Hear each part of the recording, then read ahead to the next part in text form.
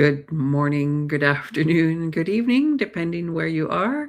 I'm Stephanie Barnes, and this is my co-host. Simo Rodrin. And it's very summery and almost no, well, it's not hot. It's not a heat wave. It's like 23 centigrade. It's nice summer weather, sunny summer weather in Finland. Oh, that sounds lovely. It's stupid hot here in Southern Ontario. Um, it was 23 when I got up this morning, and with the humidity, it already felt like 28, and it's going up to 37, I think, today with the humidity. I'll be feel like it's in the 40s. So yeah, I'm staying inside in the air conditioning. I've gone out and done the things I already need to do outside. Um, so, but I thought today we might start with a guided visualization, just because I've been up since 5:30 and I need to take a breath. And so I thought maybe some of Simo, I thought you might like that, and I thought whoever has joined us might like that too. So yeah, so I'm going to start off with a guided visualization. So I invite you to get comfortable, to take a slow, deep breath, and close your eyes. Picture in your mind's eye a small and delicate flower floating gently inside your skull.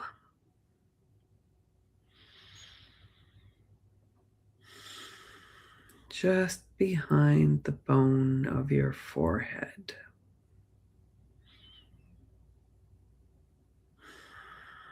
Notice the flower's color,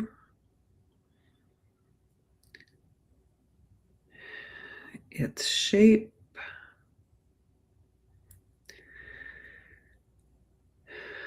the pattern of its petals. Let the flower drift slowly downward.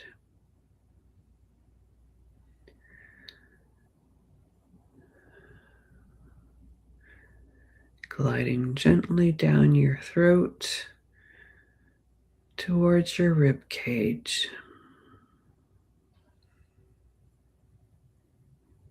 Drifting down and down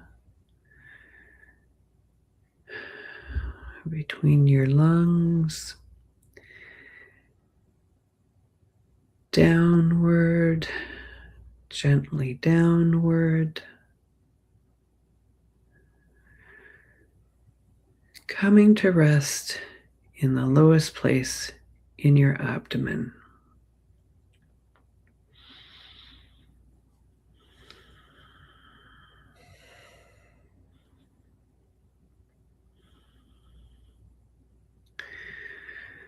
The place where your breath reaches when you breathe fully and deeply.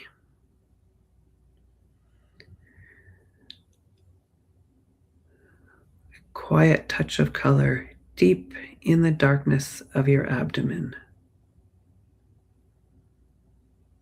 Hold the flower there. Hold it. Hold it. Now let it go. Let the flower vanish. But stay focused on the place where it was, deep down in the dark center of you. Focus on the darkness.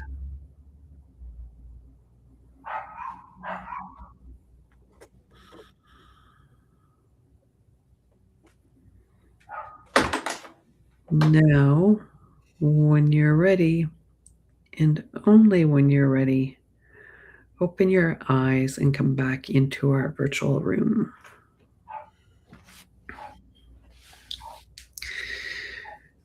Okay, that was a nice pause. I collect myself, ourselves. I don't think we do enough of that. Yeah. Yes, I do agree. We should do more. Yeah, it's yeah. Interesting how many things can happen in your mind while doing that. Yeah. My dog started barking outside. I had to close the door, but it actually didn't interrupt the flow. Oh, that's good. Just have to take care of that. Yeah. But yeah, it's interesting how many meta levels there are. Like, checking that. Oh, that's interesting that I imagined a flower so delicate and imagined it so carefully that it actually tickled my throat while it went there, and I almost had to cough. Oh, And interesting. I was like, "Oh, that's interesting. Yeah. There's no flower there." My body reacts like, I have to get that out of my system. Your body thinks there is. It's funny. Is I do that one all the time with people in groups, and it's funny because I imagine the same flower every time.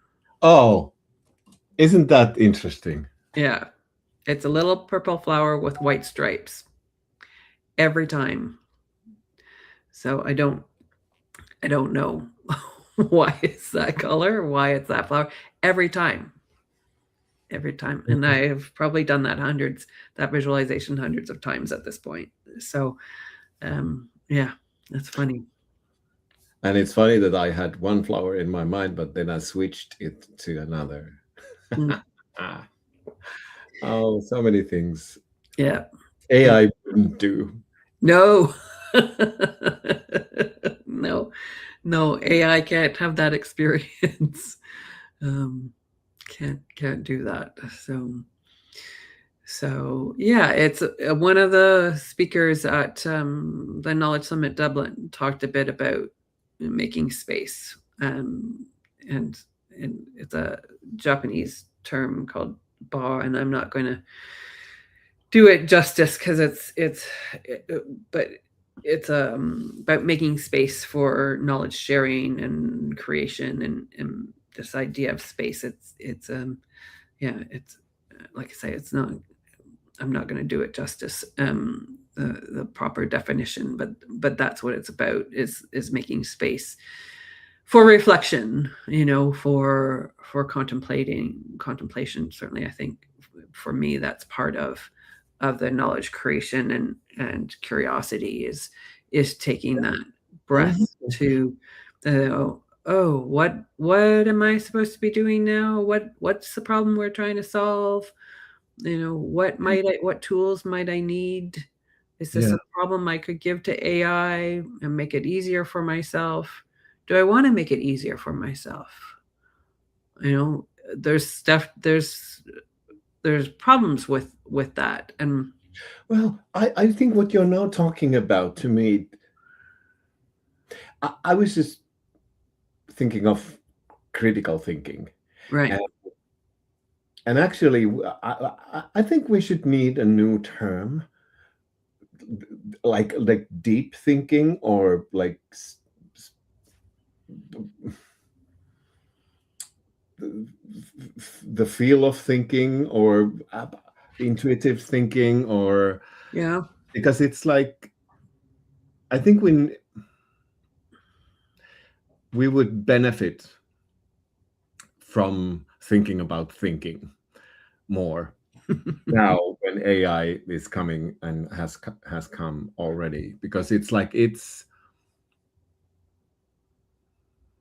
many things at once are circling in my head. It's like, because it's AI is giving us space, but what do we fill that space with is interesting. And I would love to see a world where we would, you know, go to this kind of direction, that, make that space an inner space where we could, explore our intuition, our gut feeling, our emotions, our do I need that really? Or what does it mean if I need that?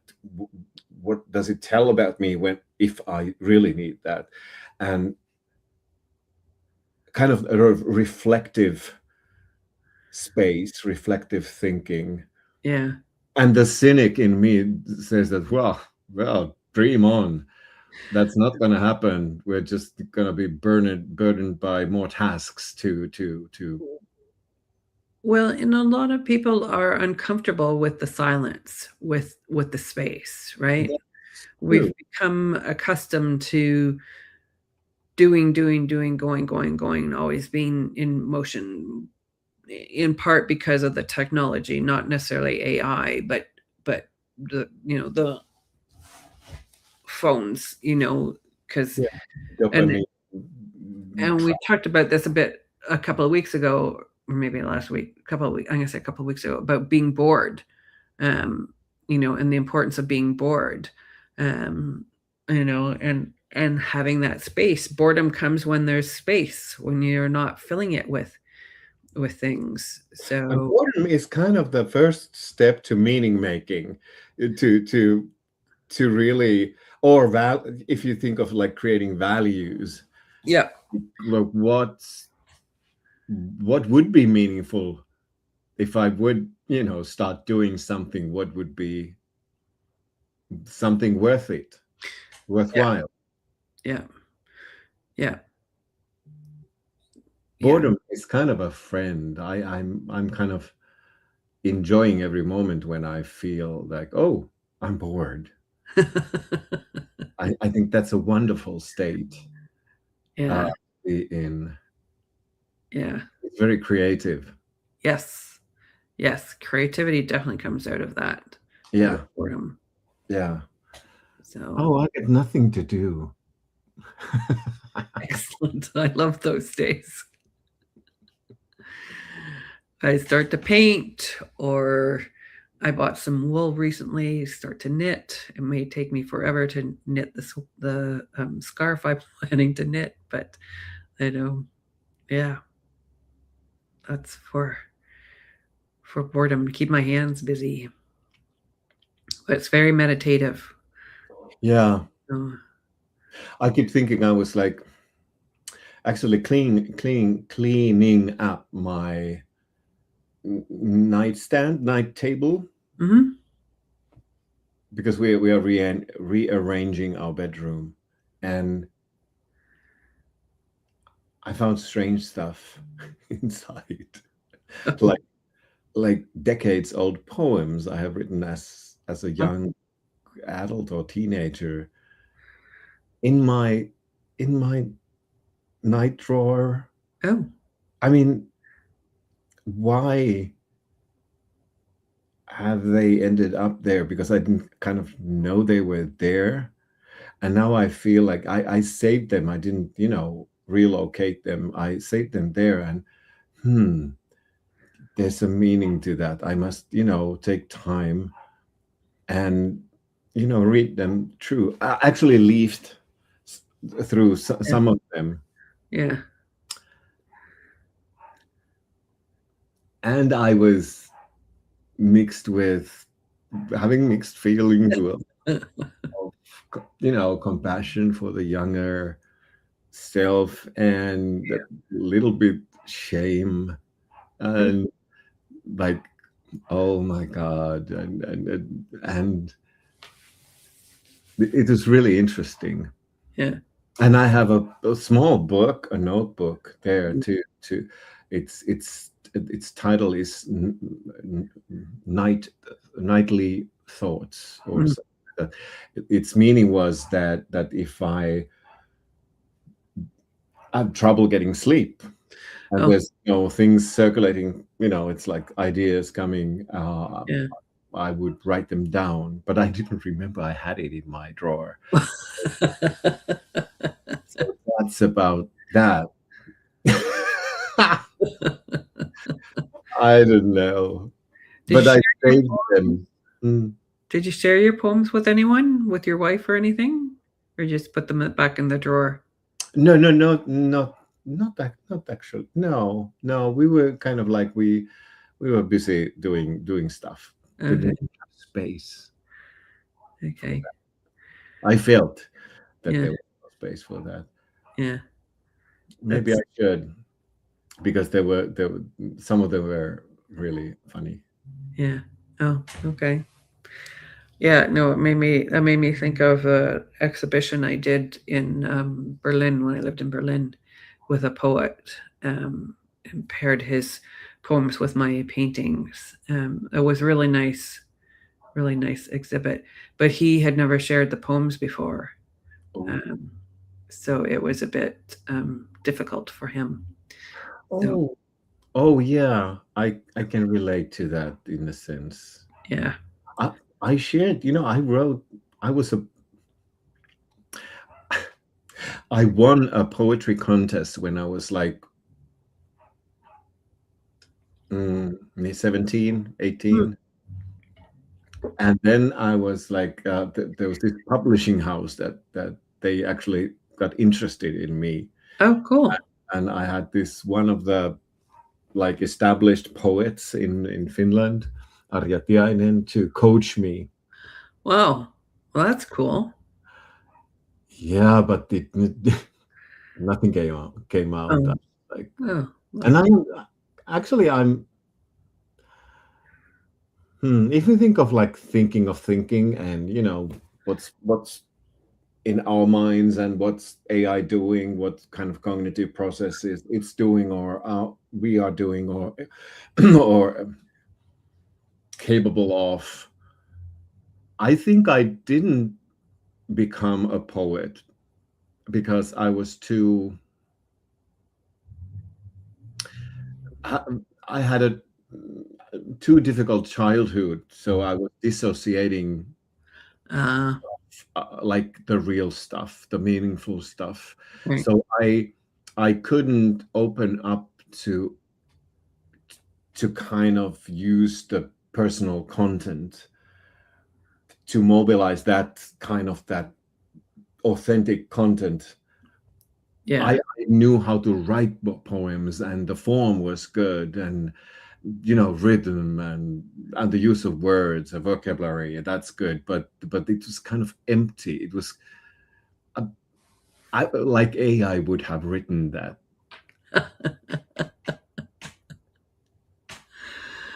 Yeah. Yeah. So that's interesting. Nadia. I'm sorry if I Nadia. Nadia.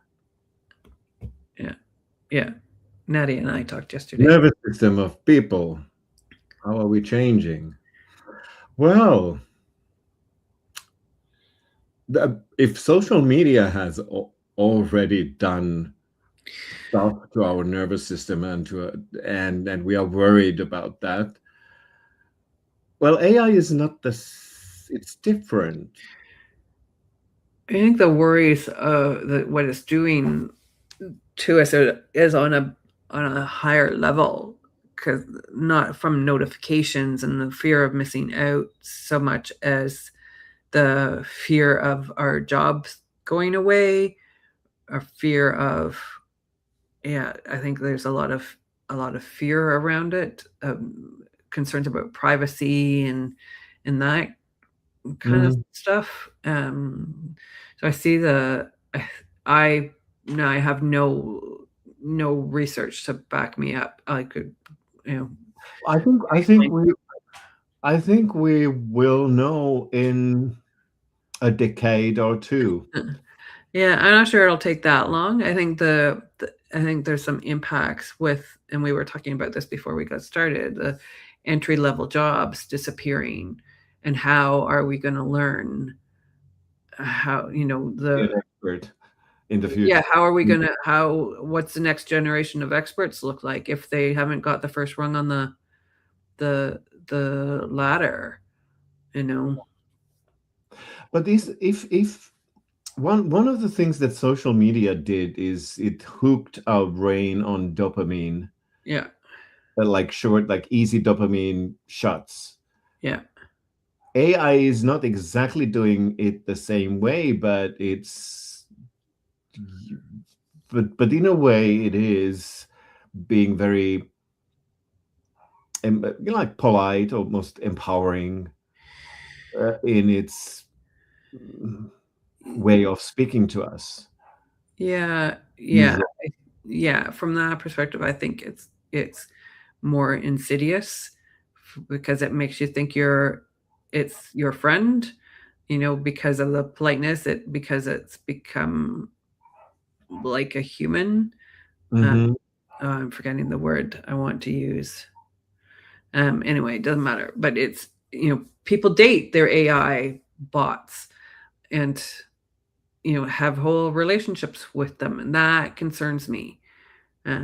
So I think there's a whole mental health thing that's happening there, and just technology in general. People seem to be unable to have the conversations that they need to have because they would rather talk to the AI or talk to the you know post crap on social media rather than have interactions with real people.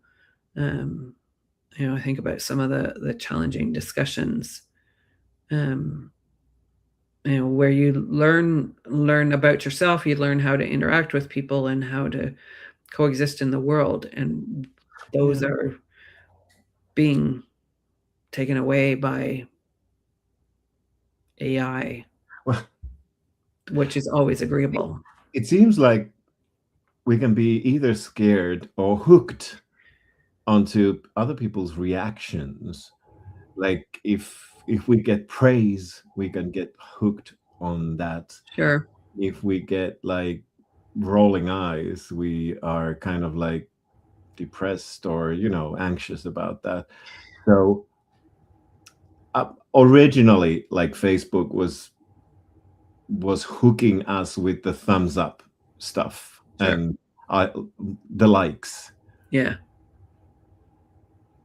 and now AI is making us feel geniuses, even though we are not always that. So It's fading, right? You're genius for a second because you've looked it up, and AI yeah, you yeah, but AI is kind of like talking to you all the time. Oh, that's a great idea, and that's a good starting point, and let's blah blah blah.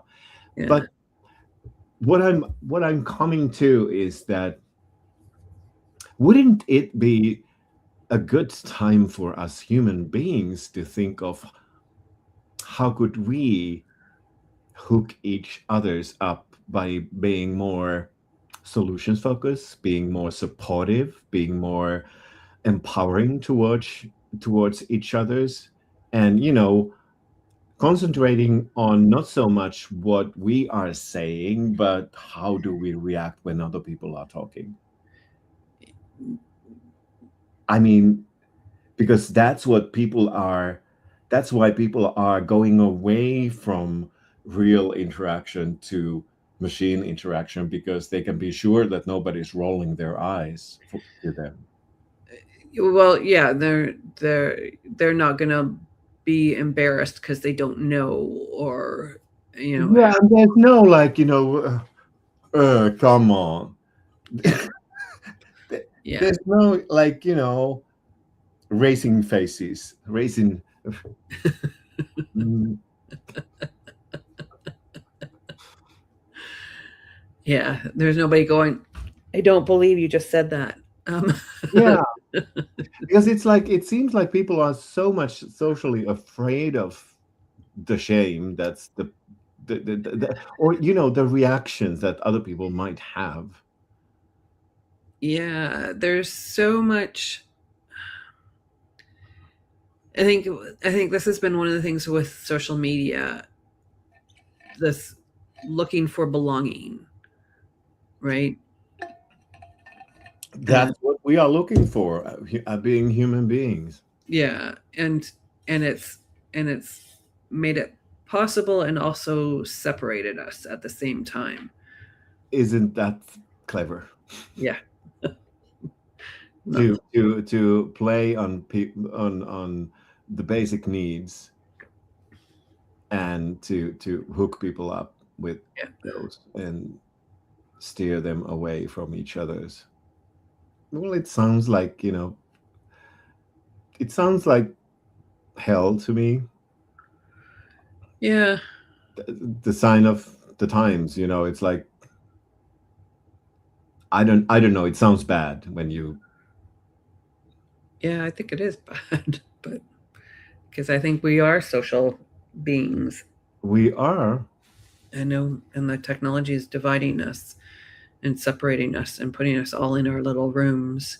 And as you says, it's even more dangerous when AI is kind of mimicking us, and when the robots are combined to that, it's kind of like, I can see a future where people rather talk to their house robots than other people. Yeah, yeah, I think so too. Although it's interesting, there's pushback. There's pushback against the data centers. There's pushback against Yeah, AI. There's a lot more talk now than there was a couple of years ago about the impact of it, and concern. And this was one of the things I took away from Dublin, and when I was there at the conference a couple of weeks ago, was that it has people are coming around to the idea that we need to be more thoughtful about this. There are consequences. yeah. It's you know talk about the people side of things. So, which was nice because that's what I talk about too, with my radical KM stuff. So, um, oh, Oh, Nadia may strip us of some of our basic humanity. yeah, I Yeah, agree.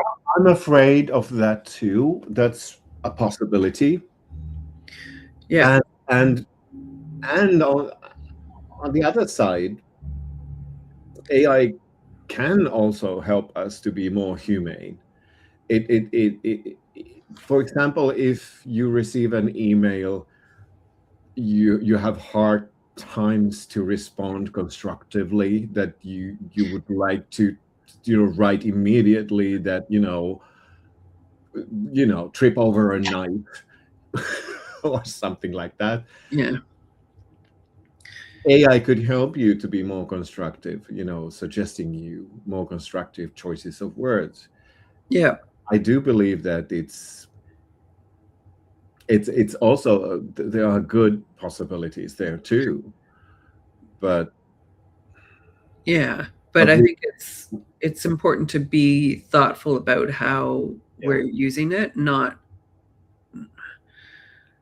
yeah, not and it drives me a little nuts. Now Google has, you can't just search anymore. You get these AI summaries and these AI crap, and oh, that's, I yeah. don't want that. I Oh, want just search and find me a web page. yeah. Search and find me the person, Can I please use my brain?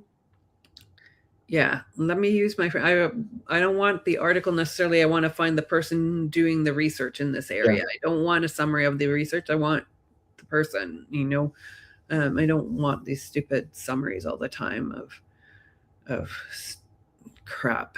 So, and I think people, advocate. Sorry, not advocate. Abdicate responsibility. They go, oh, well, I asked AI. Well, good for you. So it put together a collection of words based on an algorithm. Did you think about it? Um, I like Nadia's idea of a governance framework, yeah, and I was thinking something along those lines at this right now, is like we, because it all depends on, are we using AI to thrive or survive, as we have in the season, the season one, we were talking about that, amongst other things. So it comes back to us humans, like what are we trying to do? What are we want do we want to grow as human beings, or do we just want to stay as we are and survive the shit? Like that's that affects how we use AI, that attitude. So we should grow as humans to be able to use AI in a good way, in a way that makes us thrive. Yeah. And I think a lot of people doubt themselves though, and think that well, you know, and I know this has come up before, the AI said it, or, I found this search result. It must be true. I read it in the newspaper. It must be true. Or I read it online. It must be true. There's been so many things in the last couple of weeks that I mean, the world is so crazy at this point. I was going to use some other words, but I'll just say Okay. crazy. Okay. Since you mentioned the word crazy, I'm thinking of use your imagination what words I might have used. But that the world is so crazy that there's been a couple of 2 or 3 things that I have seen get shared that are supposedly come from newspapers, or press releases, and then I go and do a search on them, and they're totally fictitious. Somebody's made it up because they thought it was funny. At least one of them had come from a comedian, but it had been shared as if it was fact from a newspaper, a news outlet. And so I was like, I can't believe I would have anything. a question for anything that's watching or listening, is that, have you ever given a task for AI and it produces you an email or a posting or a piece of text, and you just publish it without checking it? Have you done that? No, I mean, because anyone who's listening, have you? I have never done that either. people have. People Lawyers have in court cases and have gotten into trouble with the judge because they've cited incorrect precedents, the cases that didn't exist. So yeah, people do. I don't. They Yeah, this is what I mean. They abdicate responsibility. They turn it over to the AI. Yeah. It's like, use your brains for a second, people. There's always something that's a bit off. The deeper the expertise is, like there's always something that you need to check. There's always something. Yeah. And even though the basic, I'm not. Some say that, oh yeah, AI, they promised us a big change is coming because of AI, but where is that change? I spent more hours in my week to fix what AI did than use what it produced. But in my experience, it helps more than I have. I don't have to fix AI stuff more than it helps me. Yeah. No, I don't either. It definitely saves me time. But I definitely do check it over, and edit it, or throw it out. I had something yesterday that I just threw out and started again. Yeah, I have. Most of the times I work with AI, the first draft is something that's total bull. Yeah. Yeah. Then you had to prompt again, and okay, yeah, and you had to understand why it was bull, what was wrong with the prompt, or what information is missing, or what information is totally wrong, and blah blah blah. Yeah. So Yeah. Yeah. Yeah, you got to pay attention to these things. You can't just go, okay, that's done. Treat it like it always looks good. I mean, it looks does. clean. And sometimes it even sounds good if you don't Yeah. think about it too hard, until you go, no, that's not quite right. Yeah. But if you just kind of read it and go, oh yeah, those words make sense, Mm. You know, then And if, for example, I'm doing facilitation, so one part of my work, so I've asked AI to do a workshop, a plan work for a workshop, yeah. and like invent new exercises based on a theme that the client needs, and they are usually quite awkward. They are they are impossible what the AI is suggesting, but like 1 out of 5, it actually manages to invent something that's usable. If you add something to it, it might work actually quite well. Yeah. Yeah, I was gonna say the ones that don't work even, is there something salvageable out of them? Is there something that you can take and go, "Oh, well, Yeah, the whole thing doesn't work, but that's a good idea. yeah, I'm it gives gonna you take it," ideas. you It know. doesn't give you a finished product, but it gives you ideas to craft one yourself with the assistance of it. Yeah. Yeah, yeah, and you know if AI has written something. Although I will say it's getting better too, but, There's a question for Rosemary, and you have to translate HITL for me. yeah, I don't know what HITL is. Oh my God, Rosemary, help us. We don't know what HITL is. That sounds interesting. Yeah, I don't. I'm Let glad me to have you with us, Rosemary. Yeah. human in the loop. Oh, I should know that. oh. So how do we maintain Human in the loop oversight. when getting those results?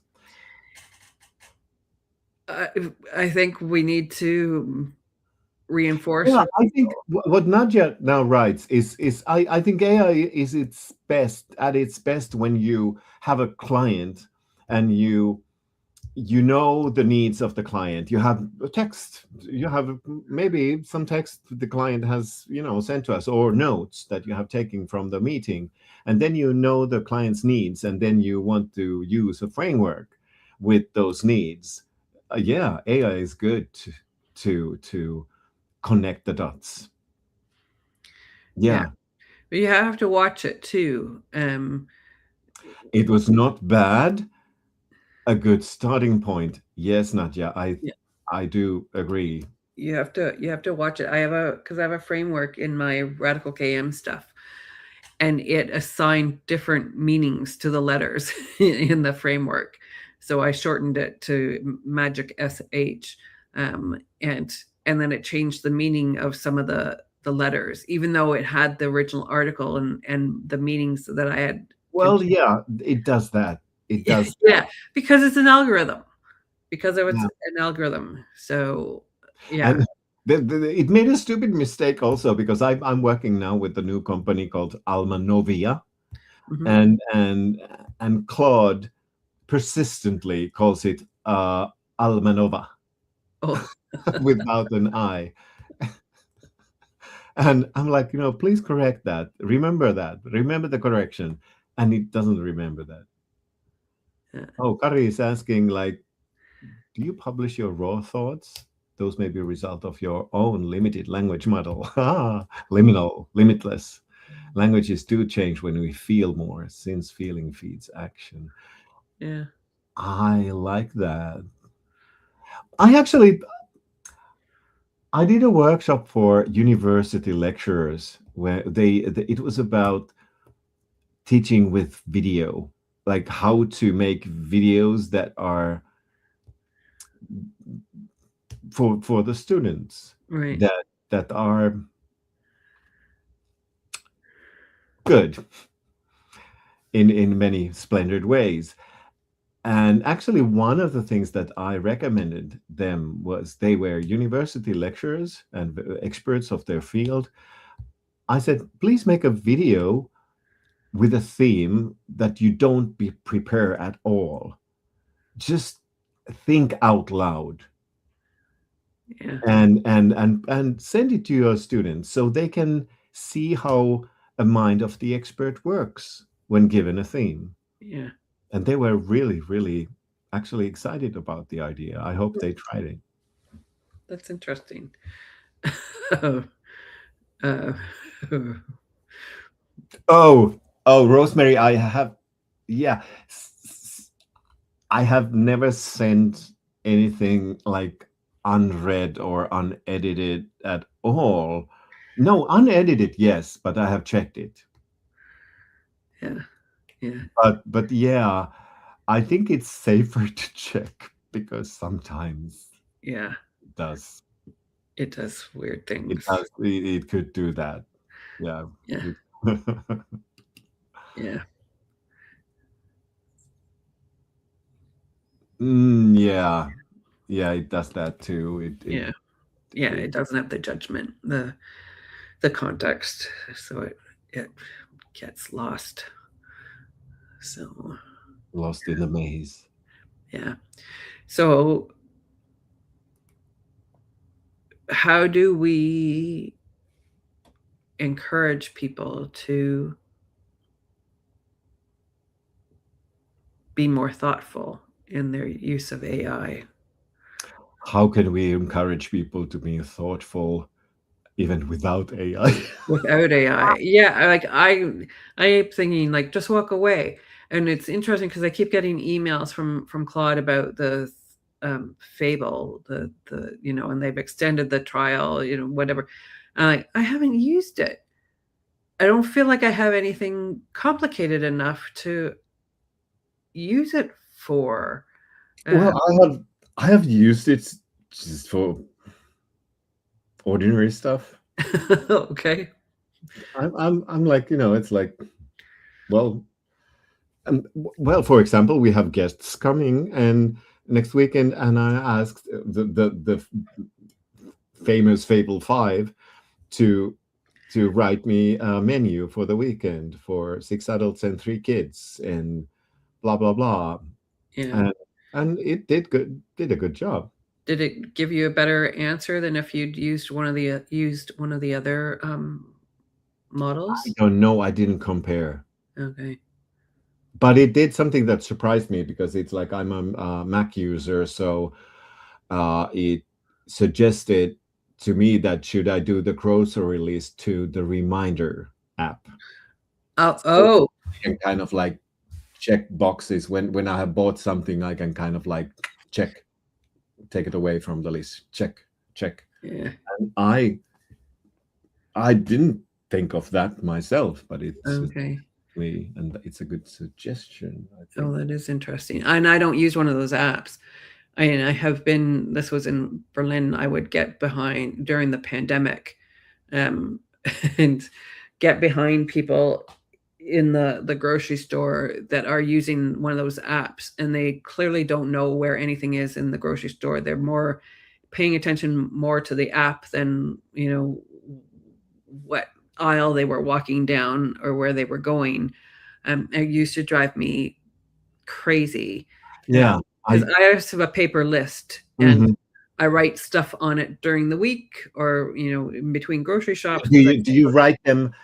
Do you write them knowing the shop you are doing the groceries in, like first the vegetables and then bread and no, no, you just write I random just write them. So because I always categorize them. okay, yeah, no, I don't, and then so sometimes I miss stuff because I don't pay close enough attention to the list, but I Mhm. usually, or sometimes I have to double back in the grocery store, but I I don't that. I don't mind that. It gives me extra steps on my step count. So Okay.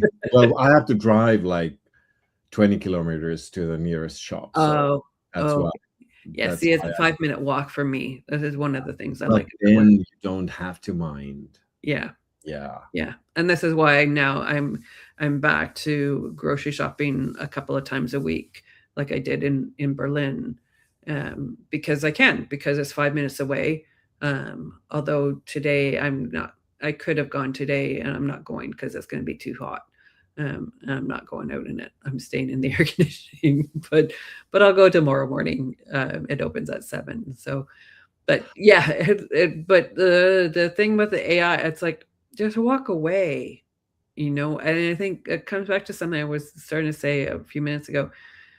We doubt ourselves. We don't think that we know the answer, or we're overly concerned with having the right answer. But there's all too many times there's no right answer to things. There's just what works in the moment, or what feels like the right thing to us in the moment. And I think we get caught up in having to be right all the time, and have the right answer, without we just doubt ourselves rather than having confidence that we've done the work, that we've looked up. I think about some of the groups I'm in on Facebook, that it's like, do you think about this stuff before you ask the questions to the community group, or like self-reflection is a little bit lacking sometimes, I think. Well, at least from my perspective, but Well, yeah, that's I recognize. yeah, I recognize that. yeah, yeah, And that is something AI doesn't understand. I do agree, Nadia. yeah, yeah. Yeah. And AI, does it understand time? Because our time is almost up. Yeah, that's what I just noticed too. No, it doesn't. So yeah, so our time is just about up. So next week, the next few weeks, I think we're going to have some guests on with us, join the conversation. So yeah, I hope that next week it'll be, oh shoot, I forget who's coming on next week. The surprise guest. It'll be a surprise guest. So not a Be surprise announced. for us. So yeah, my mind has gone blank. But And I love what Nadia just wrote.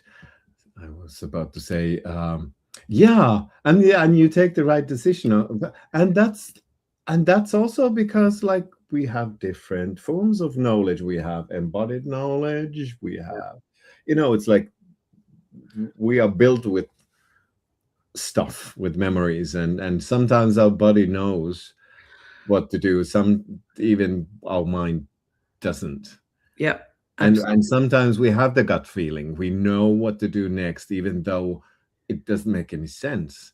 yeah, it's real, and I think it's important to pay attention to the gut feelings, to that intuition. So to the different forms of knowledge. Yeah, absolutely.